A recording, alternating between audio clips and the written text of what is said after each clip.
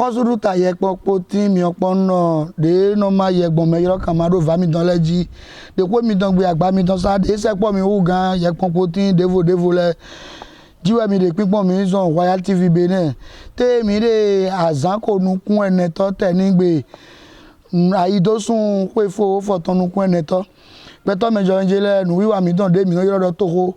wizin gan we ko body de mi oyun dodo e me di do kun we nu wiwa to ko gan Boromlo dipodo gbeto mejo menje awe toji awo vijepo kuno nga gbagba la ne mi fongbon ato e wo ko lu fon dagbe mi fon ganji abi fon gan ne khomere home mi on kaka ko su gbagba de mi mo mi ru ago le di home mi on lu na ojojo flen de o nte nu so nka pinpon no ki o de o ti wo gboto la o do fi de di ona no ante ko bate me no gbogbo mi wa ma gbo wo nu adeji de obo anu gbo gbagba na yo po de no de gbagba la je nele be mo lo cha dagbo hablo de o de romo yo vo le si projet de dimbe de o meji agba mi di do fie gbo do ya gba ro wo gboto la utan ne wo gbo adijo we fe wo mo ya be gege nle gege jan ere ka ti le ka ti yan igari tegbe bo ogbo ga didi chobo e fle be na gbo fle bo ado ndo ye da gbe pon to Royal TV Benin don le do si ma be mo nukun de mi no pon mi na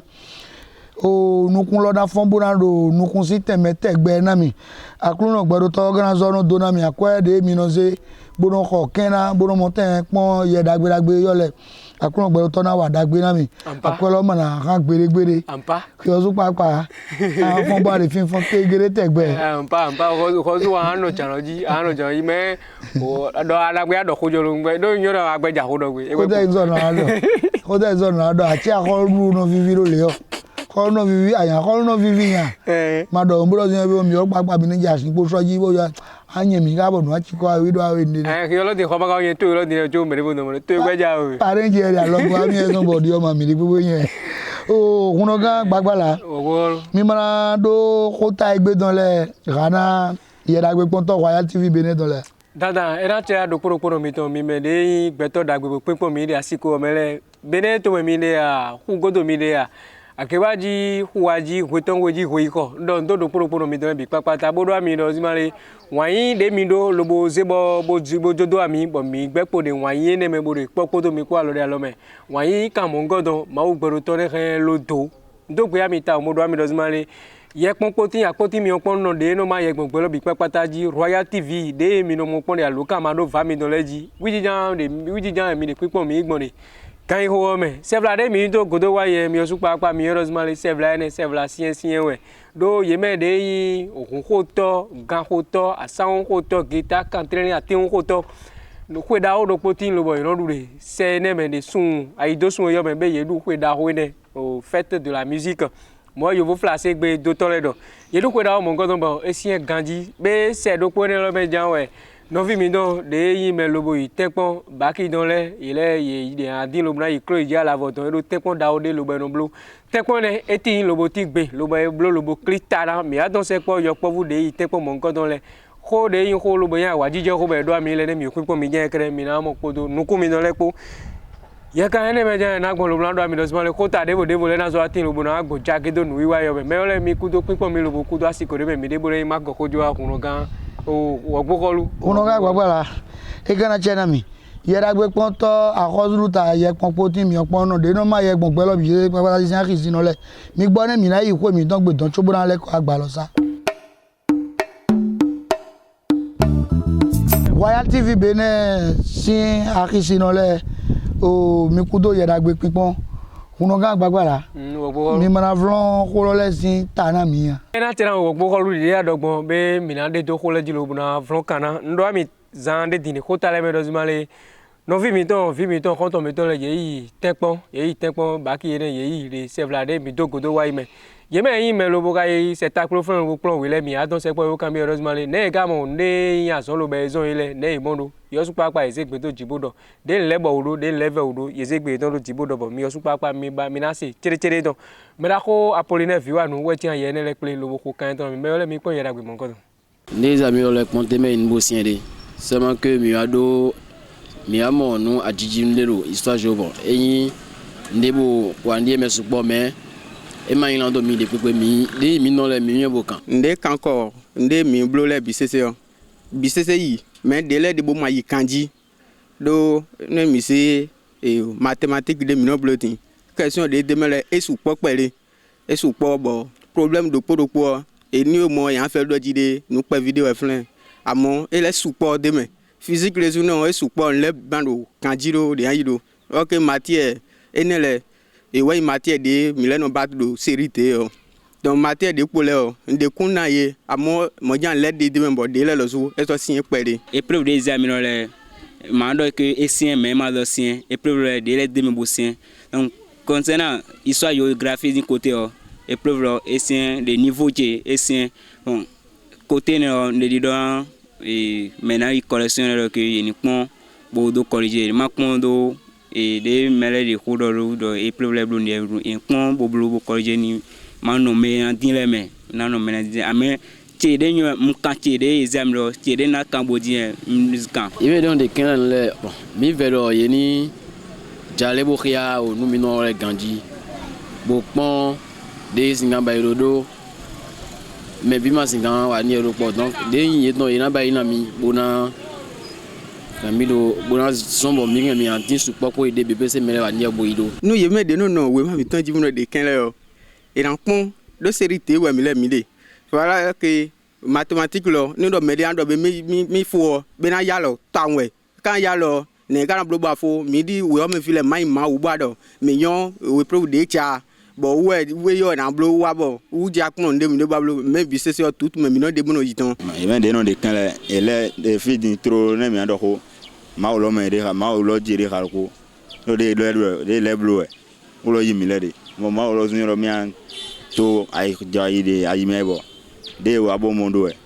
yan blo bo yan bo inda bo blo da gboji c'est vrai donc pour la médian ye soblo ye du kwe dao ye me de yin ranji to ngo to atin ko to ele ye du kwe dao gang donc pour de beneto lo bi papata me a tukpa zin kan lo me don mi na de do de ye me de yin ransi no atin ko to ko guitar country don to ye lo peta e don do konami trab mo we lo ye do a tukpa don ye le eze ko don lo me la kwa le pe ka ozi peta ne be a tukpa don eze ko ne lo be vi lo bo je ngbo je gangwe ye ro ngo to le asan we no tene me e dai hun de ya Roland Boyan ko ko do no li bouton ko ye c'est tout mieux mais c'est tout tomber tiens y a des mais le mi kon de joté ne mais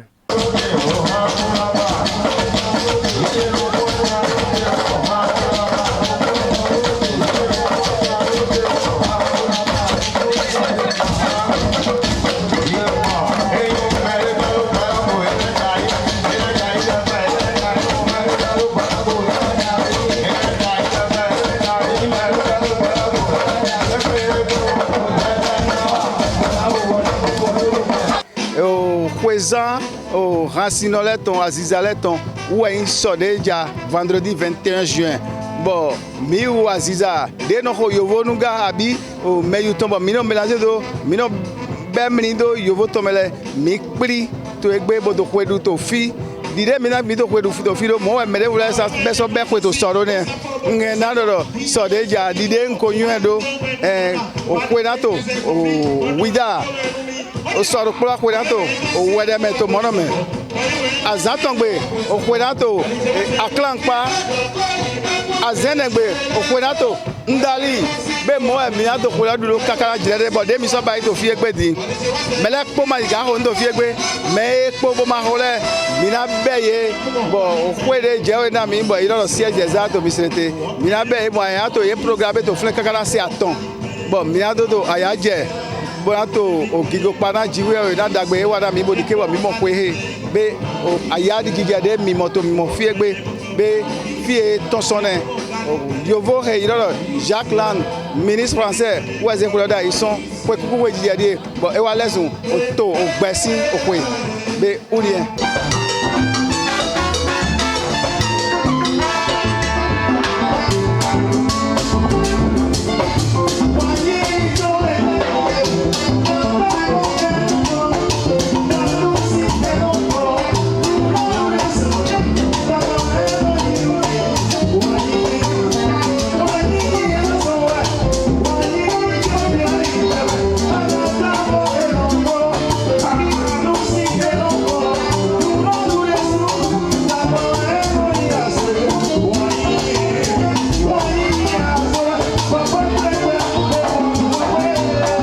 ano rena wusu e gbetore lobo yi somi deme leton ano ene ka ye kere ni dobe ta e ma do tara gbere nu ne me ejai ai jije ton ka zo nde lobo vivi ne me dobe dandan me kiso ame ne me yan we ame lozuga e wa le ko lobo idogbe na gbetore to vito si bore khogbonu ka me lobo no godo ne le e ple to vie ne lobo don do bodo erosmal yi ne kuche lobo kudo me kan hiku do e ma zo yewu choba mi jai be ya wa jije da o e be eze gbe ne lobo idona yi de khogbonu zin ka me taun be ano itatiana bonu podo hermano monupo yewe chi ayene le ple me ole mi ponu ejo te ne mele ma do honton ko yan le me honton mayo a mama ji na e de pata ma de le no to yore a ata ko me we no me honton mayo honton ko yan le me honton chini e ko me we no we honton yo ndo haene njando kuna mitao do emono fa boye no mo upe honton we mi yin honton si ansan we mi wa ye me bi ko doti résultat de ton le ne so zon be vivi na mi taun même ni mai député de egbe azon mi ton zon bon député a ton lo le ton ye ma ton mi le me vo mi me ti capé de lo ekpe kamele mi gbon fi bo lo ye kan to mi bo do ni jale bo yi keke bo do gwa lo na mi to ekpe kame alo de no gona yon si do inu kon lo go me ni gwa lo na mi na mi to le ndo se gbe mi ton menjele me ye baina be ma dokuna me eji do yo be me ti agban so yo nyonu enyi to nyon leme nyonu wen to nyon leme do onyonu de do sisi na gbeto obìnrin atatani nyonu de do sisi na asueton obìnrin atatani nyonu de do sisi na to obìnrin atatani nyon de do sisi na ogbe ye min to gbe me bo min do sisi na mindele na min dro dagbe na mindele na min do sisi na mawu ọ̀kan ló jẹ́ tí mo ma lo po ẹyin bo nyu e où elles ont bon quand je l'ai retrouvé dans les rangs de l'Union progressiste j'étais tout heureux j'étais content dès que to Union progressiste ya liji et vivinami.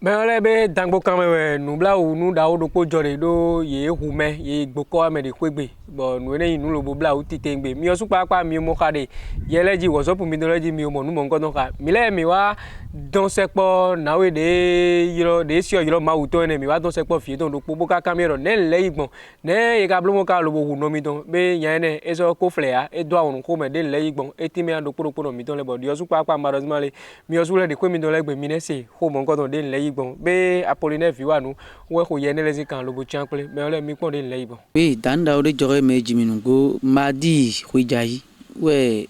je ganeme we no esere mo na fi je pevi bo wa fi bel meji lo zuzowa bo ire fi po fi lopo bo me bi je po fi ka o sanko je 21h ni bo no bel meji zo ni adofi donc vide ma ona utu mi lo zuwa ni me bi do fi po fi lopo no iro ko gbe ma de sin flume mi ay boy tampol do webe e do ko bi ka ba du ne grand frère ji ngome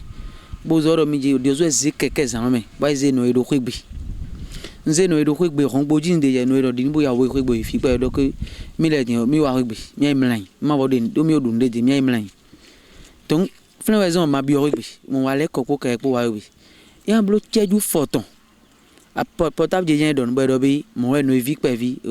no ezian sisi vi e wa gbe bo a no yi ah no si no depois no dia ma o goma o lima keke lo ma do ze bi ko ma be me le yo di wa police e friend wa je friend mo no zin chori ai gbanugbo d'abord ko do was no de wa wuli ye le roi de que caca disons nous disons agora mi dia sin des petits ça j'ai fille à télé dans les frères pour les frères mi dia sin fou là mes frères bon mon de déposer nous disons ron bodie bon di dedo ba kan caca bio ko logo do ko logo be ko si fou me e bio logo bon no e pon cabo no ile wu rode nous dans metron les moyi bon cabo no ile wu go bio ko me bon peut-être 37 rogwe do grand ça j'ai frigo les frères on ça sucette de frères bon nous font ba ça sucette na mais là bo gobio ko bo blo prier go to abio ko me do no eji bo no yi de blo lo e bo kun de gbe yo mo do be no e ma do kun bo na ton kan me we ton bo no e ma wa na kun be de akwa do buri isi aku no ka bo jai do portage me le bi se gbeto zo témoin do ke e no kati o zan menugbo danu wa to reru e do mi de po ko gbe fi o ze o gbago bo so asi e pon asi e jai bo gbigbo ile o be kon iboju eto di o ze di o de fitness ya ze asi e do keke ile ka bo kan itoto we bo toto le do traiter asi e parce e do yin ko gbe go ato ba be apon bo ino we so ten e zo ze rido no lo so yi da de o mezo family mi don no e de susu so ete ndo be asi mi no e fi de bo iton bo imo bo me de ton bo imo no e ne we kan no e ne be akwa kaka bo wa kunle no e no si don kwelo gwi e no e wa yan se todo e te ni we zo be wa ton bo hu no yi o khode o de akholuzin lo me mi le ma do kun pepe akholuzin lo me di nde bi o mi le de po wen po alogo akholudon po mi de we zo le ron do ndo bi yini jale minimum no mi don zin ko ido me don le de ko lo bi o on nga gbagba la wo ko ma mi beaucoup do o ta le vivant ami dandan magazo de fie bo ko le kana jolo mi na go ma vlon kan don gbeto dagbede no pon mi le fide mi fo côté don do e flen wi na besoin do ne yelo mo bo yelo conseil do bo gbeto zeri bo do mo na gbeto awito bo sen vego yi gbeto enele gbeto enele flen dia ka yi gbeto bo ka wa do acide do hun e bo ero hun e don o no ne e ma te so pacha di ozu nya ne ko do re be ri do isi aku re friend nya ne de dio nyo edo e a te mo ozu ma mo ro pe to danu wa to mo nko to ide nya no vie wa ze ko bo re ko ti me bo di ozu papa wa pe pon wi wa mo do zmale adi hun yin candidate adogbon ne ohun ma de gbeto hun ma de alamene ne mai acide de ado a be kan hun lions hun we de alamene do nde nya ne wa dio ekpacha dio bo agbaza ti sro fun nei ye te do ze ya de ko do de ne no eton de ko do no eton we ne te do no eton ne osu ete de minolesian kwa me osu bo won le wi de fo matin be ate bio sise me osu ye no hode lo bunu gba kwa nu mo nko tonton alo ate so bio me wi me osu eso do lo eton lo be no duna bunu glo to mo nko ton adogbo won me te ka egbeto ran do kaka lo buna yi gbeto jile bo ziri bo sen vegora o wa ni edode hun ye ndode mi de ko do chowo kopo ye wo li le ta igbo kono le de no mo bono do amedozima o mele eduaze e beto nya ile o flen nya yi ero ile kan we ile ku ya me don flen dia ma gbe ero ye mo do ra nya isi aku de eze ribo isi en go medo o ya o do we to we si eduaze me de ga do eduaze din edo visun si kaka bo do visun si aton bo do vivu po bo so do bo vie don le so da si bo so vidi po e ma ga du vivi le de pepe mo visun glegbe nu aton we de wi o si bo vie don le de pepe ma ga du de pepe mi wo li le bo ko ron nu kan meto bo don do zima me le du aze bo mi no do bo no yi ko bo mi no jere kaka me lo ku se pere nu ene le de do mi de mi ma de fifa si kan horo to lo me na we ne di ekuti san e ma je azon wo ko lo ko jo ko wa do di o me ko le kan do ko do be ne ye kiso ame hun ye do ba ji pon bode ne atezo yi woli ko yo su bo woli ka do woli ma yiro ko zo e ba joro woli bo ton ko gbe bo woli do ko we yo ariana do ko si ame ko ne ko lo wu gan me you know do si ame pon donc ai je file le be ka do ko le ne na blogbon do nu ne de yan lo me da ko ne titi me ami gbon kaka bo ya me ton de kigo akwegbe e de ko wo fun we pinpo kaka bo ya ile wu bo sanu ame bo de bo zo ko de ko to be ya de do ya me nkan ton ji di de wosu kpakpa mi wa dɔnsɛ kpɔ mi tɛ sɔ ba donna dɔ di yɔsu mɛ ten wɛ izɔn afɔte kaka bo yinya de mi ka xobi ɔni kɔ bɔn yan ne wa bɛ xobo dɔ xo edɔ xo kpɔ ma zɔ aze xobi do kan di de yan ne e gbɔgbea ya mɔ nkɔ dɔn e ma nyɔ dɔ zuma le be yana sɔ wa do xuxlo kaka lobo na wa da xɔ kaka bɔ yina nyɔ dɔ be miɛ wa nu mɔ nkɔ dɔn mɛ mu ya be wɔna nɔ wi mɛ lobo hu ya mɔ nkɔ dɔn xɔ mɛ filɛ bɔn ŋu na kɛmɛ na jɛ filɛ lobo na mɔ tsi yɔ bɛ ye ma amɔ mɛ de blo nu de e dɔ nu mɔ nkɔ dɔn siɛ e wa sɔ zɔn lobo bɛ wozu de zan ne mɛ bo i kaka itɔ atukpa gbɔn ye itɔ de yinɛ dɔn koe lobo iku hɔn yinɛ dɔn kpɛvi de gɛn ne mɛ zamɛ dɔn bɔn mɛ awo dɔ bɛ ne ka gbɔ fitɛ trɔn de gan mɛ fiti lobo na ba jɔrɔ mi nu ne do kɛsia o nyalɔ zu bɔn nyalɔ gbɛ nyalɔ tɛ sɔ xɔ alo kan ma do sie nɔ e xɔ tsi lobo ye dɔ bɛ yinɛ dɔn tia si wɛ ahɔn ne lobo e dɔ xɔ lɔ mɛ filɛ ŋu kɛ de de ayi mɛ filɛ wɛ yinɛ dɔn wa se alo kan ma do si lobo yirɔ yinɛ dɔn da o sɛ do kutɔnu brazil le mo vie don mo godon hozwa mi goni sa me maka moto na de lo de jijo ete in de jo kaka bo beto na tron kaka dangbo buna gbedo gon ya chupa de gene me zan fifo bo yine don wa gbo yine don da holo wa yiro dangbo sedo be ba di do zmale mo we nya mo godon le yawe don ye gbogbe na yin ko be bo wa yiro nya to yine pe vilo se do mo do be mo ko mo godon le bo yine do be a danu wa to le kle ye mo do chi wa lo je don yina ne wa yiro gbedo se o dangolo be wa yiro bono ma gbegbe na zia so wa te dangolo ne di ora de mo ko lo me rin kon be to no kon be do ayi gbo me ayi fi gbo me we ne aga wu me de dangbo an se ribo gbogbe agbeto se fe go agbeto dangbo bo ga ron ro achupa flen chupa magali to dangbo re àwọn ni we ga do na o yi da yo zuma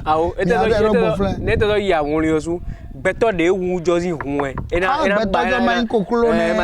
e tre so to àwọn libo te so fo ayi o ne yo flash gbeji gbon beto si hun de hun jo ga gbepo ndi e ba onyire to la wi mi ado ndo se do ndagbe me wi o wi nyire le josun ndagbe me josun eyin do danu wa sin kun me wi josun alo ya chi on jie don wa de se mo flo bo se se do bi alo ya chi on jie don be chi do yo ron di don ne sun pe vi bo e mo si yiro me lo gba ko bo so asi e yiro me lo sun ke do no ji pon be te to po yen ne ni apon yen ni e ma yin tita ne o re pe to wo ku pe to pon nde ga no kwaja di ore a che pipa le sin ko me o me ne ni yan so isen kan tin gaga bo do do wa be arogo bo ran ro agba ko ro so me re fo fi ma ro awu me re fo fi o ya yi mi ablo bo yan go kai bo ran so agba ko ran so aso me re fo re fi o kai bo ran ro sin fe go me re fo do me ro de mo gon wa to we mo gon oliwe ni eyi di gba bo ero agba e don de gbogbo no yin we ero ase di o fe go yen ro gbo ya ma o ne mi ablo be yan go yen hun bo se pe lo to pere ne mi ni fofure we o dide o mele o su dogbon mi na bi o ache ipade de fun pataki ye me de me lobura ko na ina jai mi don da vegan do ne penu kun o ene lobodo do de yan so dodo o mo don bojo agbaza de o gbelejo do leyin memele yi ne mo don bozi agbaza sero lo a o fe da o me de o fe da o fi mi mo bodo alo akonje ame ton le ya lo si mele ya lo si file akunlo gboro to Najiro Maria era yin no na mi misia o ama se de do yan jo re ya de yi baki ne ni o ya wuli zi mo de no wuli ye de magic we ve do de ano bo wuli ye do e mo ja mo do ma ni mi ma pon we ma kan we ganji don bo ari jale do amere no de kemele do ja ye ni jale bo de kemi ye le no lo de don ave do akpon no de do ari flen ne ma o ne ko mo ko re do yan jo o amorobe o neno be o huyo ku huyo no se po zu amorobe huyo no dio we for no be amokudo e and dio we for dio ere mi ka fe ma o paruto dide yo su dogbon do ye te so bi onu ozu be bi oja e obi odo gbeto de no we ma ne le konblo de kenale to idon lewe nu plo me to idon lewe we wa de aloke inwe bo di do ma ye re pon lo boblo ka flen do tempon de yin baki don ne tempon e begbe ko te no me kaka je te nde ma o ma tempon baki don tempon da ore ngbo amo pon blo re flen ama se do yin agbeto no pon we ganji fe le chobron yi izame ne tempon ne bono jayi ai ma do tara gbe bo so no wa so ganji na pon bo wa so ganji be mi ozu papa de don de kemele mi vanukun tite ngbe bo pon cheke don mi ma do mi ne no mereji ma ga so do zi ma be mo mi ne so zi mere dai mi tempon bo pon nde dio bione nous ne y tendo pour des nombres boy vous nous peut être temps de kena mais de vous n'azoisé vous n'azoa fa nous kan ipo pour be a son de meti temps wa a son droit be na zo gozi a me de vous ouais tu bona intakli la to be bedo mon gozi na no mo le luma bura yi movie no mi do jire do ma o bozo do jire do mi ozu we wo ko ko de ado a ko nu gwa gado ma bo yi manawe ko de udoko ye me de yi me lobo yi a son wa to royal tv don bozi a for mi no te mono kamele mais ye de lobo sedomi na de wa na peta kena ye me de yi tekpon BPC dans ye na ye se ye de domi bo ye ni dozima le khozu papa afri ni kere ye wa le dido ye me de yi we prometo gan directeur lobo de mono kamele bi e be akwa bo wa ku ko doji bo dozima le tekpon lojo ne ka gbeje ponpon no da yi ko mi le ne dozima ye tekpon mo ngodo ne mano ne dowe a be no atondo but iye ka gbeje pon ni kaka lobo ne npozi mi mayo asoro wa so ka di lo wa iton gbeto oropo to ezo wa chidos male yezo ba won le wi pere do o tempon yo zi kende na wu do ye do de tu time de na ede le ye do male ye do agondo poropo ne gbeje we ma agon don ji ton pon be wa chidos yezo wa go alo anu lo bo gon donu ji ye wa bibi do male a che pare friend yan ne tempon lo bo ze tito me do pora ne yezo gon lo le gbeje pon ne mi ne pon do male gbeto de ro ko to da ya o maji ki wi ne ga wa so ga bo lo tron lọ́wọ́ yẹn nu kọ́ńtọ́rọ̀ ọdún o de ìgádọ̀ mọ́rí ẹ kó wí ìyànjó dó ma ní èdè ẹ̀sọ́ gbéjé pọ̀ ní mẹ̀dẹ́ ìhò dọ̀dọ̀ adọ́sí máa bẹ bọ́ mi má mẹ́ ọjọ́ yẹlẹ́wẹ̀rẹ̀ nu kọ́ńtọ́tọ́rọ̀ gbọ́ ẹ̀ yẹlẹ́nso ìgbọ̀n ládé ó kpọ́dọ̀ ògbà fi mi ọpọ́n náà lẹ́mẹ̀ bọ́ àdọ̀ mi má rọ́dí mọ́ ìgbà àrọ́dọ̀. ẹ o ẹnẹ ẹdẹ ìtẹ́dọ̀ ẹ ìdán ìka mi tó wà nù jí bọ̀ mi náà bí ọyẹ mẹ́ de jẹ́ yí kẹ́ndégbé náà tẹ́ńpọ̀n báàgì délẹ̀ bọ́dọ̀símàlẹ̀ yẹn tẹ́ńpọ̀n lówó náà ẹ máa ń dé blógbọ̀n we me do zmale yene do a o me de o we me kamele mi le na penu kun we ma de fi mi don bo de we me kam fi mi le na penu kun bo de yo su papa yo re ki kale ozu e do ye no de mi mo a fi oni meje we yo a o mi ne pon fure bo jude jire mi ne pon nu mo nko don etino etiro ejo bo me le ka zo di do zmale a o ndezo bo di grodo mo le o aso foko ingbe matin mi akpon do be yo wa no grodo ga do aso foko ingbe ni ye ma ga blode me de lego bojo me lejo do mi akpon do male e yo zu be aso foko ingbe lo e matin gbe yin di grodo mo ga ko da we ni mi are pinpon mi akpon de ira na gbon mi do jire do mi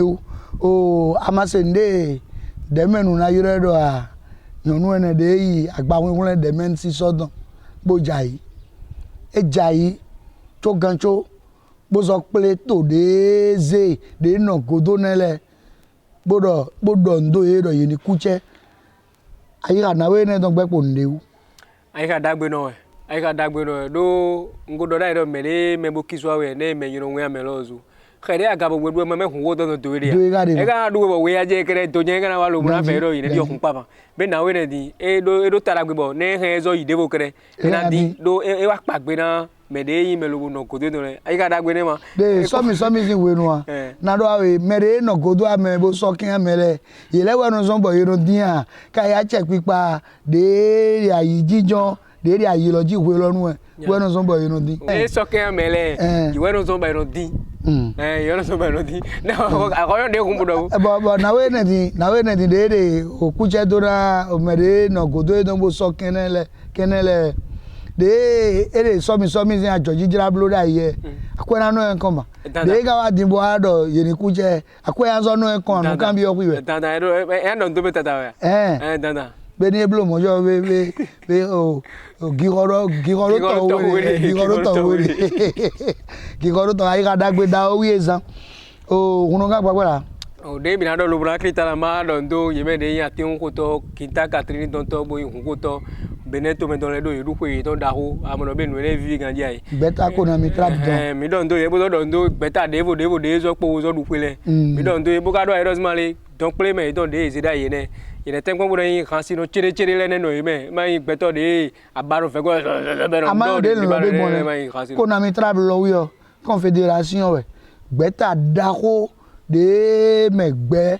ta devo le de àmọ́ ko na mi tra lo wi o we de agada me bi sese ama mo mede de nu kona gbeta ko na mi trap don ya ale pe han o gbeta de be o anis pepe le de le ne ma beze le gbeta de me pidi senfle de le ne ma gbeta de me o benanden nu bozuku le de e me ko vinu le gbeta de me aloze le de gbeta de me akoyon ku fun le de han sino tengbeju le kede we de ko na mi trap me apa devore ko timbo han sino le de me cha amo ko na mi trap jo han sino de mele bisi we han sino de wu de jido ama love bi gano so zen ne de mo be asomi agbo wo zon ile ne ma do ne mi ado tin kere ne yin ranse don play me han sino le don de beneto me fi gbe yan de kena tro ni do yiwe yin tato be asomi na zon yi bena mo tombo pe nu ko do kan sino flin de ja ko do bo de nu ri do kan ji bo mi kan ji ne le be to le ti ozu bo yo ji kan ka je fi de bo ya be gbere wa do yo nu kan fi ba ga bo be ma tin bo ne se ka po le yi no ji kan gbete di ye ko do ngo de ma ja gbeto yin ko lo gbe ene lejo wi mi ate ya de ne lejo me nu de ga ya sisa kan ji do me esu po ma o han we no zombo gbeto de asupa sipo de ko egbe do han tin bo ni ezedo o microphone me gbogbo ese le o wa gbe o je no fo o han we to gan no se lo dai o fifa no tin bro di ojijo o han nu de han me e support tengbe we de bi o akolu de a check pipa de ayan din do ye ni tenpon bo pe nukun ye u de ye de nukun pe mauta ezoblo de nukun pe ayun mlimli ko to mi don me don legbon kaka bo yo ito Egypt dio na so we are ballon e de ma mi phone to dio ni na ibo mi de bi o e do tadagbe ni ko to dio tu je ibo aga won yi ma me toju won yi nze o neje nze ke ye ni gbogbon ne fi gbogbon to tari gbe de gbe an to le yo fo sora ni mo fo kwanda yi ni ngbon to tari gbe fe ni na je o ne legbe ji don awusa legbe ji gbogbon fe na yi ni ma ye ma kan li se ganji mi azogbon fun bo zodo lu a check pipa de esegbero nuna cha oruzi mele segbero nuna to beneto fifa ne ka timbo inu kan hu mo ne ma no flen kele o ma fifa ni zogbon de pole ozume kaka agbon apo le ozume fifa apo me don wi o de do le ganji o mi mana yi ayido te si kokon mejele mi mo nde mi kan se do bo mo ko de mi do se do de yin nu pataki de me do se de wa me mi do si ma ye mi awewe o ma son ko gba to lewe yin benenu en ye bo e ga ipere awon rin de azon ko edo poge ye de ko do bo ko egbe tin bo ye yin ko to kun pele do ede le bu ka wa si anda ede le me de ero si ma be mo de jan we o de we zon bo asi ye don awele bi o gbe me de ga de mo do e we o do asi awe wi adido me de ebo ero mi le eyan si mi le don gbe mi kai wi odun awele we mi ayi ni ma ka so yon blo ozu din ya ni aso yi no deji won ni wa pe boja no pon gbe lo ko mi don gbe na no apon no re yan lodo mo bo yan de efe dodo bi ayi hun esin ezeboje lo bloji nugbo o da yan de esin no bo do ko na lo di bo so yi yan nu me ko lo bo ayi lo yan lo bo do na do pe vi lojo mi baro ne ji video po ne wo cho ni mi na so nglebe na dama chi o amon de jo ai dire o to taligbe don re ene me wi mi moro be ne to mi don ru papa mi de apare we mi de ndeji ma dandan yan lo an fe to do be to taligbe nu e nu jire de ke yan lo avan mi mo nde mi kan se do le bi se papata o fide ko lo na foro po won ya de nu re kika e wi e do ne mi na blogbon na mi eji me de kan se do bodo ye ni do ne jo bi se papata do na yi won gbe ni e te so jure ohun ne di eloji fi pe video de fleloji fi ohun ne te so plan wo su bo se do e bo ka da lo gba ku ibo pon do ogbe uwe no ya fun ma do gan no tin afun mo ro ko ni e ma pon do ene utu bo je bo koro wezin wezun kan bo je o amano wezin wezun kan kai polisi wezun kan we ne na be ku ibo pon do ne egbe to wori ko lo na ye na agbo ko me hun de gara ya hun de le ya blele ye chichi gbe ja hun de na chi ezin gan ero ya be mejele aido tesin ko egbe don nu pe video e o ye joro na nawe akwe akporokpo bo akwelo akpo awe gbe dokpo e bo ye che bo akporokpo gbe dokpo de me bo pon ko gbe awe ga de me gbe be awe le bi se dren do we gbe te we aso okun to boze akporokpo gbe dokpo lo wi aya kai ayi pon ko gbe awe lo gbe te we aso okun to boze ono nga gbabola ni to egbe te aso okun to boze fun le nya khodone ni sien bo kan kun ta pon ko gbe awe e blo akporokpo mo akporokpo gbe dokpo we ga be awe le bi se boze dren do we le yo akporokpo di anze do akporokpo na ze do ne otu e be o ko mo den le aso nya lo ni boze pon ko ba jawe ko se bo me dia o to we me la wo ozo do mi ana wo be bi dren do we be na gbo ze pon ko gbe awe do po tebu e akporokpo akpo me mi ne ado ne do po gbe akporokpo to we ne ado